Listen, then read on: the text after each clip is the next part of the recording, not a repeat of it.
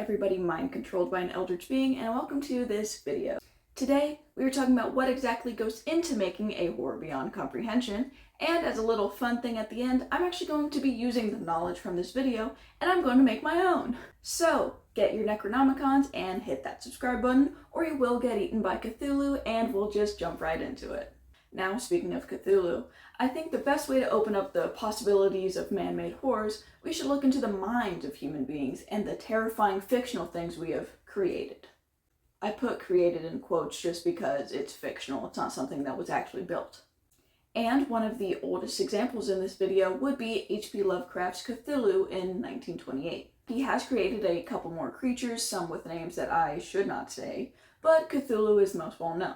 Now, everybody knows who Cthulhu is, whether that's from pop culture, a nerdy family member, or a certain dating simulator.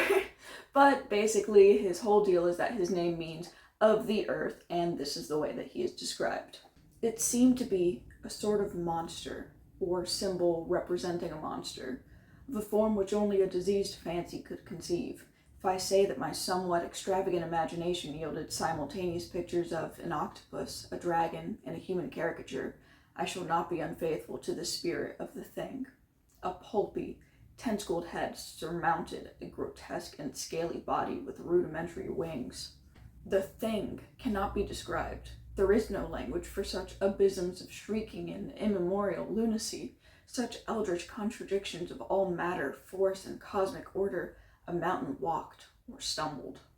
So basically, with all that in mind, my interpretation is the same as many others, which is that although he's described as a man with an octopus for a face, and that's how everybody depicts him, he is actually so terrifying and otherworldly that there is no accurate description that the human brain can truly develop. Which brings us to our next scary and old subject, biblically accurate angels. Now, this became a sort of trend lately to show off the angel made of rings, wings, and so many eyes if you haven't seen it before. And actually, I made a Halloween costume about it a couple years ago. Give me a second. So basically what I ended up doing with this was getting like this wing set off of Amazon and then just turning like the halo into this, like the ring thing. And then I just used like hot glue and painted it with a bunch of eyes. This used to light up.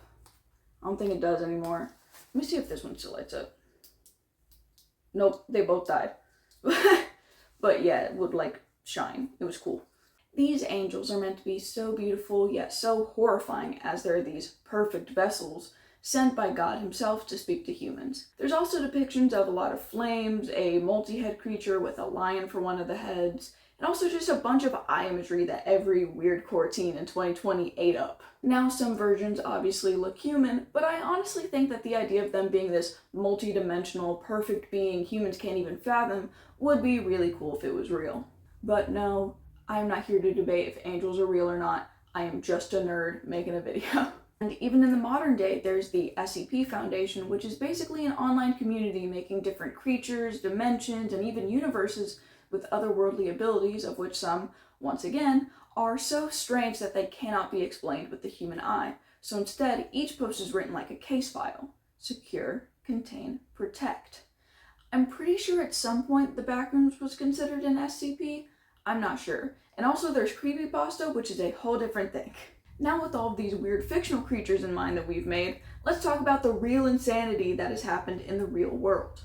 Now, at the time of making this video, it actually recently came out that they made dire wolves out of regular wolves. Like, look at these guys. Jurassic Park taught us nothing. Like, I am seriously going to get my life rocked by a woolly mammoth in 2030 by this point. And it's so sad because human beings have been the downfall of so many species that are now extinct. Like, I'll put a list wherever. Honestly, it might fill up the whole screen at this point because of how much we've done. And even the population of like just bugs in general have decreased so much due to stuff like pollution and all the cars being on the road, and the world is burning. Ugh. And honestly, even with all the documentaries that have come out, I don't think people talk enough about the insane level of danger and horror that Chernobyl actually caused. Like, straight up, the elephant's foot melts anything that comes near it. And like I said before, there have been a few documentaries, but the fact that radioactive waste and nuclear power plants even exist is so crazy to even think about. And what's really like craziest to me is stuff like this video where someone's shadow gets burned into the wall because of how much radiation was on them. And like that one, like, what was it called? Was it the triangle effect? No, that was the one that burned down. But like those girls that were like, oh, we're putting this special stuff on our eyes, like the green girls with the uranium, and then they ended up getting like horrific cancer. That thing, crazy. And even if you're not somebody that is melting via radiation, the latest autopsies of human brains have shown that there is a whole spoonful of microplastics in the brain. Like, no wonder everything online is brain rot. Our brains are being taken over by plastic. I am terrified.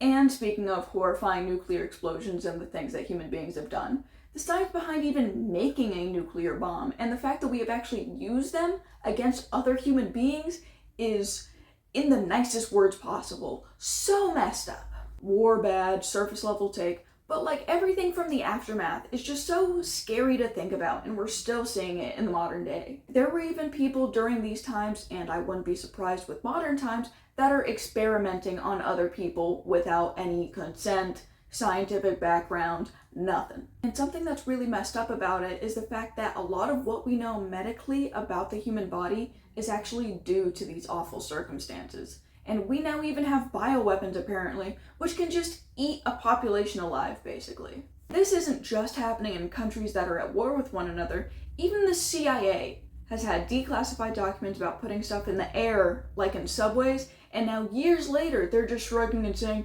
yeah, we did that. What you gonna do about it? Excuse me? And now, actually, we found out recently that the same, like, chemical thing that they were using back then, there is still trace amounts in the air. So people are wondering if this is just like from whenever they first did it or if they're doing it again. It's not like they're gonna tell us. And now in the modern day, rather than fighting our fellow man, we are fighting business executives and huge companies that are shoving AI down our throats for everything. And this AI has no mouth and it must scream. What's crazy is that people are saying Twitter's new AI. No, I'm not gonna call it X. I do not care. If they're not going to respect trans people's dead names, I'm not respecting whatever the hell this is. Anyways, the new AI Grok is like the world's Ultron because it is now completely dunking on Muskrat and co.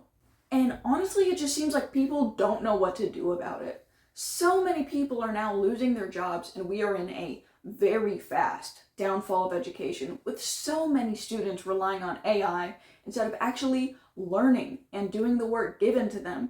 Like, these people are going to be doctors and politicians and business executives.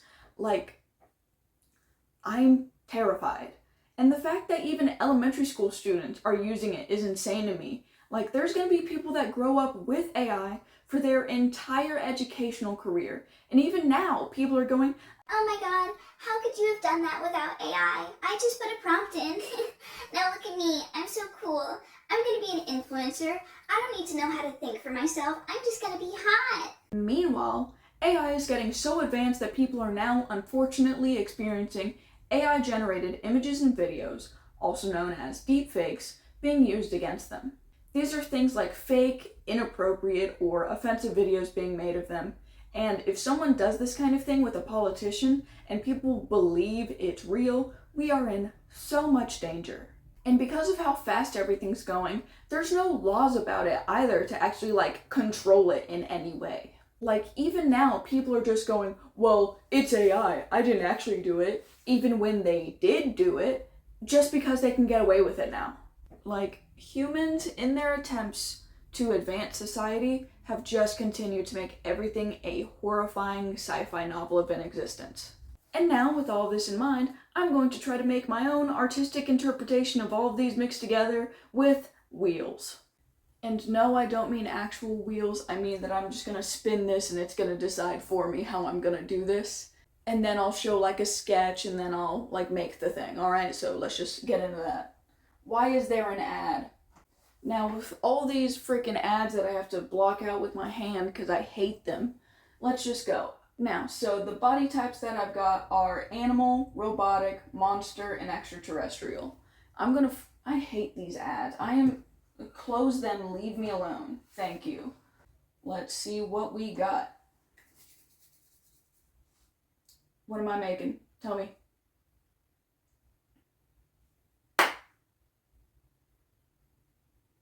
Extraterrestrial. Alright, so we've got an extraterrestrial. That means something like Cthulhu, biblically accurate angel, alien, just something weird, not human looking. We're gonna go for the amount of legs this thing has. So 2 like a human, 4 like an animal, loss of limbs like it's from a war or from danger, or abnormal amount of limbs from radiation. Spin, spin, spin, let me know what I'm making.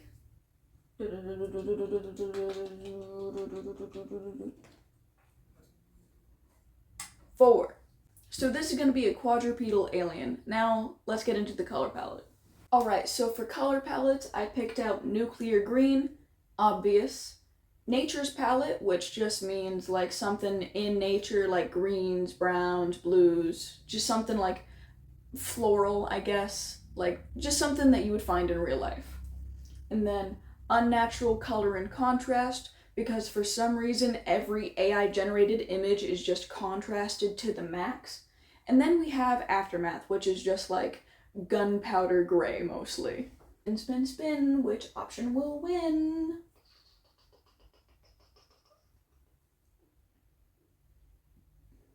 Nuclear green. So once again, what we've got is a quadrupedal alien that is nuclear green because it's been radiated. And now, as an extra modification, I've got fur turned into goo, mechanical parts, or armored. I've got fur just because of the whole natural direwolf thing, and then turned into goo, again, radiation, melting everything. Mechanical parts for AI make it look like computer filled, whatever, and then armored, which looks kind of similar, but it's supposed to be like things meant for war, you know? Now, last option, let's see what we've got. Turn it to goo. Okay. Cool. So what I'm going to be creating is an alien with 4 legs that is all radiated and messed up, and it is partially turned into goo. So we're gonna switch over and you're gonna see me in a different shirt at a different time, sketching up, and then we're gonna make this thing real. See ya! I'm in a different shirt.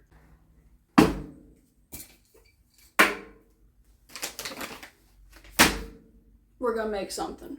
So what we ended up figuring out we gotta make is an alien with 4 legs, nuclear green color palette, turned into goo. So I did a bit of thinking, and with all this shit, plus some foam clay, I'm gonna do my best. Hey, it's VoiceOver Zoe here. I'm just popping in to give a little bit of context to everything that I'm doing and my art process and a little bit of the backstory that actually came up with the character. So right now what I'm doing is just giving a base for the model with aluminum foil. I had so much trouble with this. I was so tempted to just hot glue everything together, but I was so stubborn. It ended up working out in the long run, but the head in the end ended up kind of wonky just because of this. But it ended up working out, and I was going to give this more of like a longer neck in the original sketch that I had made, but with all of the issues I was having with sculpting, I just ended up making it look more almost dog-like, I would say. But you'll notice the more that I make art on this channel that a lot of the stuff I do is like mostly improv. Honestly, I just do what feels right and what I think looks good, and I'm honestly really proud of the product. With the way that he was turning out right here, I wasn't very happy with the legs, so I ended up just making it to where the entire lower half of his body was goo, which I know that kind of goes away from the whole like being turned into goo thing, but I mean, I still think it looks good. And right here, I was struggling so hard on just like keeping him up, and I mean, once again, it worked out in the end. I used some extra aluminum foil to like weigh him down a bit, and at this point, I was kind of like starting to think of the backstory and everything, so I ended up adding some little like bread ties as wires and like a little like actual bread tie to make it look like a computer on his chest. and like you'll see more and I'll explain a bit. Alright, so now that the general shape of this, honestly, now that I'm like making it and thinking about like the message behind it, it's really like really sad. I feel bad making this. It makes me feel sad, but yeah, I'm gonna wait for this to dry, then we're gonna paint it, then I'll do the final reveal. And I will be in a different shirt. So, third shirt me, take it away. I'm now in my third and final shirt. This is the current guy we got going on here. He's screaming a little bit. And, god damn it. So this thing is like coming up because of what's going on. I'll fix that, maybe. I don't know yet. Let's just paint this thing. Alright, so before I was rudely interrupted, what I was trying to explain was the overall backstory of this character. The way that I was thinking about it with the general pose was of an alien that had crash landed on Earth during a nuclear apocalypse, and the government, because it sucks, ended up taking in this alien and like doing experiments on it and using it as basically like a field walker. What is it called? Like the thing to go outside into the nuclear zones for them, and the alien was just like turned into goo because of all the radiation and like just hated being alive. I thought it was like a really like sad thing, but I wouldn't put it past it for the government to do that kind of thing to an alien. It makes me feel really bad for it, but right now I'm just trying to like paint it and give it all the extra like tones to like show the organic matter and the like ombre effect going into the goo. I had to take a break to let everything dry. I've put it on a piece of cardboard to make it straight. This is what he currently looks like. And now we resume. Sorry, actually no, we don't resume. By the way, since I used hot glue to put this on, I also added some like extra goopy effects that I'm also gonna be making extra special later on with this glow-in-the-dark puffy fabric paint, just to make everything look more goo-like, so it's gonna look super freaking cool.